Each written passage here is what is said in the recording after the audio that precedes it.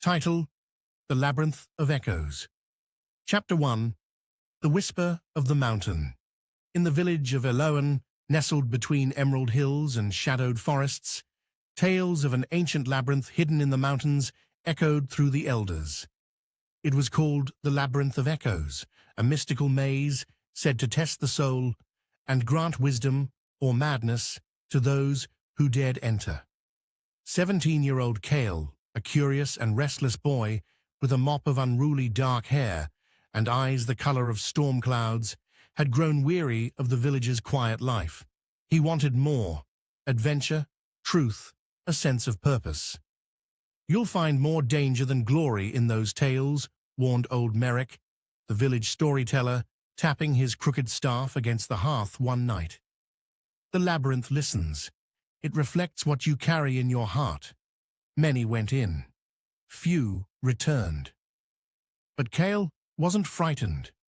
One early morning, with a pack full of dried meats, water, and his father's old compass, Cale slipped away from Eloan and trekked toward the mist-veiled mountains.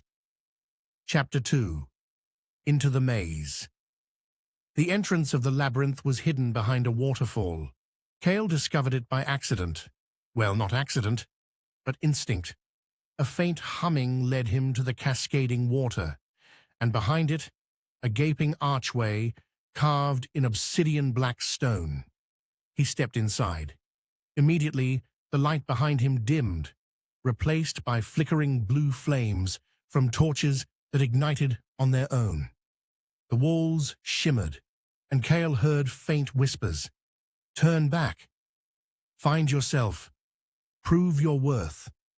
Unshaken, he pressed forward. The first chamber was a hall of mirrors. But these mirrors did not reflect his body. They reflected moments of his life: arguments with his mother, stealing a coin from the market, mocking a friend who cried. Cale backed away, heart pounding, but the door forward wouldn't open. A voice echoed, "Face your reflections with truth."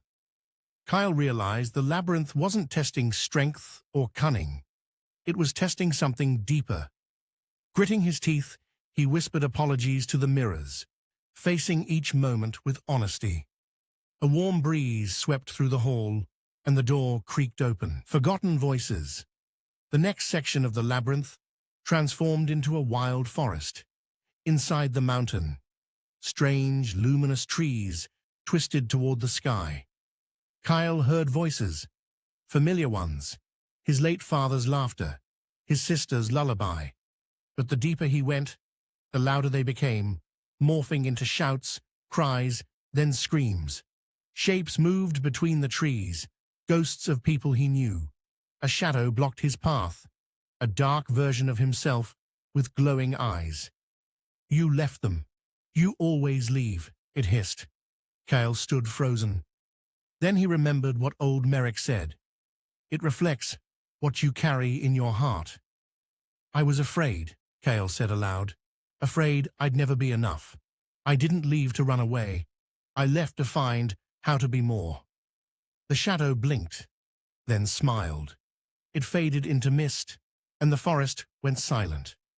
The path forward cleared. Choices? Cale reached a grand chamber of floating platforms suspended in a void.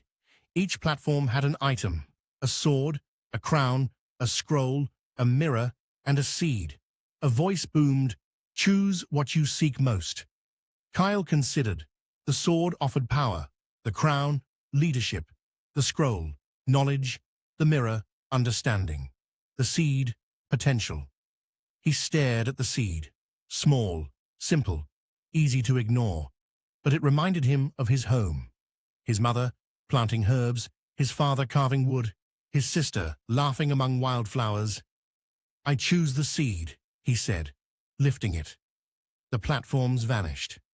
The seed glowed and sprouted into a small tree, wrapping its roots around Cale's wrist like a bracelet. The tree whispered, "You have chosen growth." A final door appeared. Chapter 5: The Heart of the Labyrinth. Cale entered a sunlit glade, impossibly real and untouched. In the center was a pool of still water. He approached and looked in. He saw himself, but not as he was. He saw who he could become.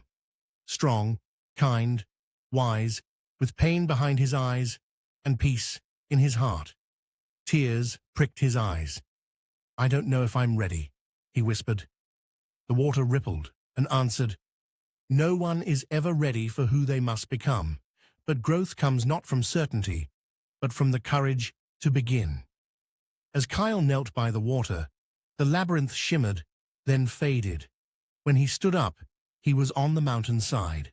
The sun was rising, and though the journey was over, he knew the real adventure had just begun. Epilogue. Return to Elo and Kyle returned to the village, not as a boy who ran from home, but as a young man who had faced himself. He shared what he'd learned about truth, fear, choice, and growth. He helped rebuild homes, mentored younger children, and tended gardens with his mother. He still craved adventure, but now he understood. Adventure wasn't always about what was out there. Sometimes the deepest journeys happened within. Moral of the story: true adventure lies not in the distance you travel, but in the courage to face yourself. Growth comes from honesty, humility, and choosing potential over power.